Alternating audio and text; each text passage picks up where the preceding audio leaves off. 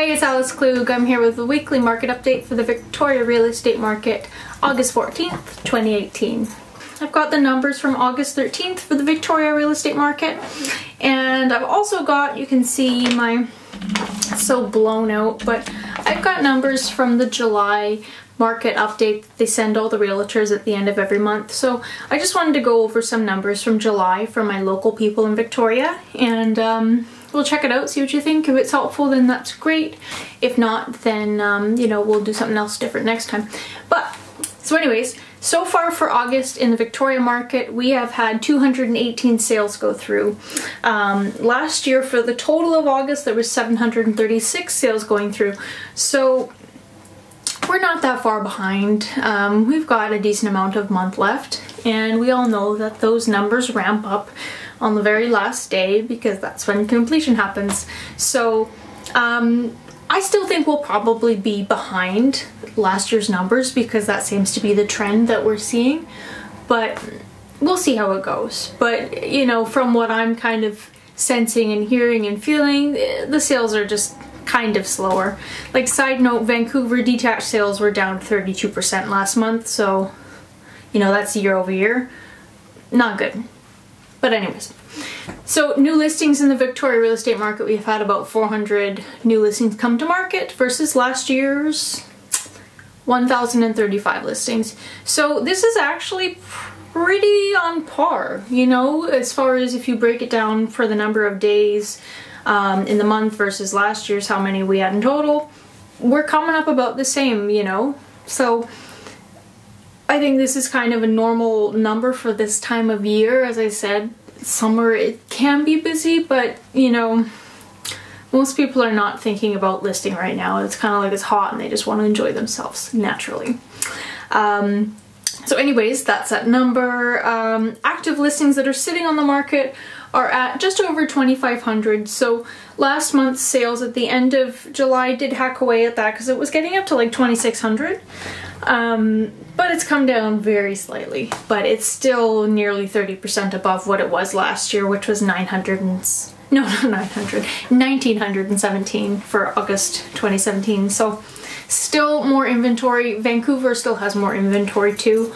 The slower the sales get, the more the listings will stack up, and we'll just see that number kind of climb. But you know, I feel like we're, as far as seeing these active listings build up, we're not that many months into it. You know, this is kind of, I know I feel like I've been just repeating myself and saying the same number forever, but like in the grand scheme of things, this could be 2 to 3 years of fully seeing things unfold, right? It took years to ramp up. It's not going to happen overnight. So I know these numbers might seem a little bit stagnant, but it's like, you know, if I could project them and tell you exactly what they'd be in a year from now, I would love to, but I'm just doing it week by week, slowly, and we'll see what happens. But anyways, so we have more active listings versus last year, so that's where we're going with that. What was I going to get to? Yeah, so in the July report, it also mentioned that the listings for single-family dwellings under 750K are down 30%. So that's kind of an interesting number because most people, most young people that have a reasonable job, you know, the normal people in this area, 750K for a house is thereabouts what they're looking for, that or less.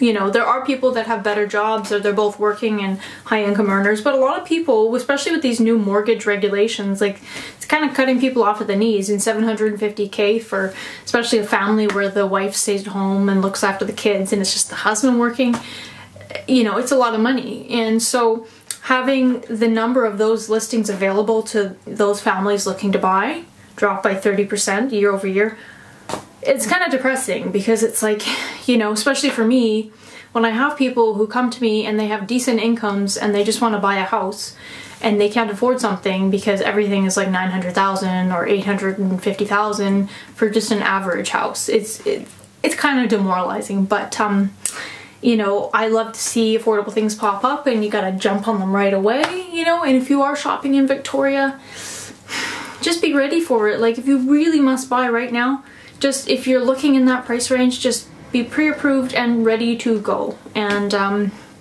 you know, I wouldn't say don't go for a property inspection, but just, you know, go see it right away and get in on that and write an attractive offer, and hopefully you get it. But it's tough out there. So anyways, the benchmark home price for single family homes, they gave me two numbers, so I don't really know which one to go off of. I feel like they're conflicting. One in the report is saying 880K. So that would be 880,000 for a single family home in Victoria, BC. But then they're also saying in the Victoria Real Estate Board area that's 741,000. I would tend to think that it's 880 would be the benchmark home price, because prices, that's what I'm seeing. Like when I log into the back end of the MLS or the matrix, everything seems to be above 741,000 for like a normal house. So, you know, I don't know. That's just what I'm seeing. I tend to think, let's split the difference and say 800,000. I'll probably get you a house in Victoria, thereabouts. But anyways, what I wanted to share with people, my people from Victoria, they released this benchmark by time frame and property type. So like it's benchmark price by, you know, today, a year ago, 3 years ago, 5 years ago, that kind of thing. And it just gives you the benchmark home prices from that time frame. And it does it for townhouses and condos, but you know, we kind of always go by single family dwellings when people talk about home price indexes and stuff like that. So I thought it would be interesting just to mention quickly a few of the areas in Victoria that if you live here you would know about, and it'll just give you a bit of a reference of how the prices have evolved in this area. And anybody who doesn't live here, maybe it's interesting because it shows you if you're in another area that's experiencing these price increases, maybe you'll go look into your numbers and see how much they've increased. Because in my mind, when I look at real estate, I'm always looking at what is causing these price increases, and if it's sustainable, are these causes still here? Like, you know, people argue a lot about what caused these price increases, and I'm treading lightly because I see a lot of realtors that are very bullish on the market, and they like to instill confidence in the market. And I'm not trying to say don't be confident, I'm not saying any of that. I'm all about being positive. I think positive thinking will get you really far in life, and I do believe if you have a dream of being a homeowner, go for it. You know, I know, like, even if it wasn't a bubble and you're just waiting for prices to come down, I know how hard it is to wait for like 2 to 3 years if you're dying to buy a house right now. Like, I get it. All I'm doing is taking the numbers from July 2018, looking at it, what was it a year ago? What was it 3 years ago? What was it 5 years ago? And just looking at that, because I feel like I can remember what people that I knew, you know, or what I was hearing about, what people were earning. And I don't feel like, when I look at things, that people's income have gone up in relativity to this. Do you know what I mean? Like, I know that a lot of realtors will have reasons, and I'm struggling to find reasons that this prices will keep going up if there's less foreign influence on the market. So anyways, I'll just jump into it. Let's just look at Victoria, like the main central Victoria. The benchmark home price for July 2018 was $860,000. Roughly. I'm going to leave off the second digits because I don't want to have a tongue twister. But anyways, so downtown-ish Victoria area, 860K, like right now, basically. If you jump back a year, that number was 805K. Okay, so it's gone up about $55,000, the benchmark price in a year. Okay, so go back 3 years ago. That price was 583K.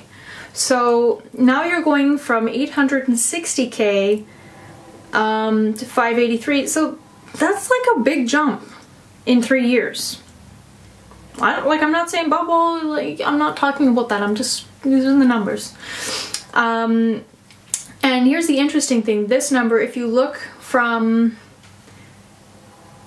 like 3 years ago from now, so 2015, and you look at 2013, because those are the intervals that they give us, The price went from $541 to $583 in a span of 2 years. I mean, that's not that crazy, but when you start jumping from $583 to $860,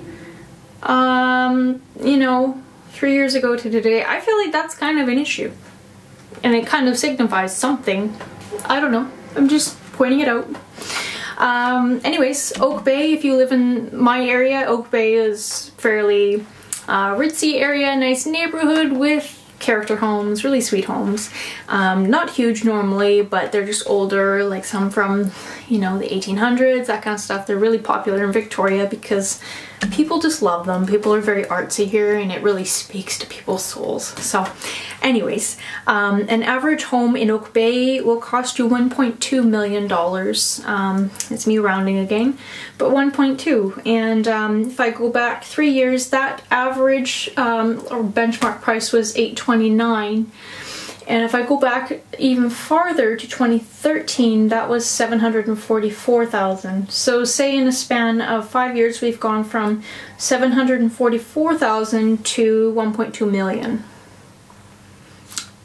So that's a good jump. Those houses have always been popular. People, like, you can tell, 744 is a lot more than the Victoria one was 5 years ago, but they still have jumped. And even in areas like Souk, BC, which Souk is close to where I live, it's, you know, it's not super close, it's probably about a 45-minute drive. Houses out there aren't generally that expensive, and if you're planning on moving to Victoria, you're thinking about the area, Souk is a small town, lots of stuff close to the ocean, you know, it's not terribly developed, but it's kind of nice. A lot of people go out there for like weekend getaways from Victoria. But anyways, houses out there are known to be very affordable because there's not a lot of industry out there. And so those houses have gone from, I'll just go back to the 5-year number because I feel like that paints my point as correctly as possible. So they went from 365 to 506. So that's still, like, that's a jump, and it's like Souk hasn't developed that much. There's not that many new jobs out there. Like, it's been pretty similar as far as the nature of the town in general. It's not, you're not finding a ton of new jobs out there, and, you know, a lot of that growth is what you're going to find with people moving from Victoria, cashing out there and moving to small little towns that are, you know, an hour or 2 hours away. So it's kind of, all these numbers have climbed, but you know, just that general price, like the Victoria Real Estate Board pricing with benchmark home prices going, you know, from 5 years ago, from $480 to $741, it's just like, you know, I don't know if anybody else is feeling the pinch, but I know a lot of people are. And, you know, I feel like these prices don't seem in line with local incomes, and it'll just be interesting how it unfolds, because I know, you know, it's kind of, it's a battle of people trying to be real about it and saying, hey, this is because of foreign influence, and it's kind of a domino effect of even the global real estate market of people, you know, cashing out of theirs, and then those people cash out of theirs, and everybody kind of, it trickles down. But some people think this is sustainable and it's in line with the local economy, and I'm just throwing it out there. These are just the numbers that I'm given, so I'm just sharing them. But anyways, is there anything else I wanted to share? Yeah, well, I guess I could share this. So the sales numbers for the single family dwellings in Greater Victoria, so that's not including Langford, that kind of stuff. Actually, I don't know where they cut off. They might be including that. But the average home sales price for a single family dwelling last month was $929,000. That's more what I seem to witness when I'm seeing sales go through. It's getting close to $1 million for a decent house. The outlier areas that are not in Greater Victoria, the average sales price was $621,000.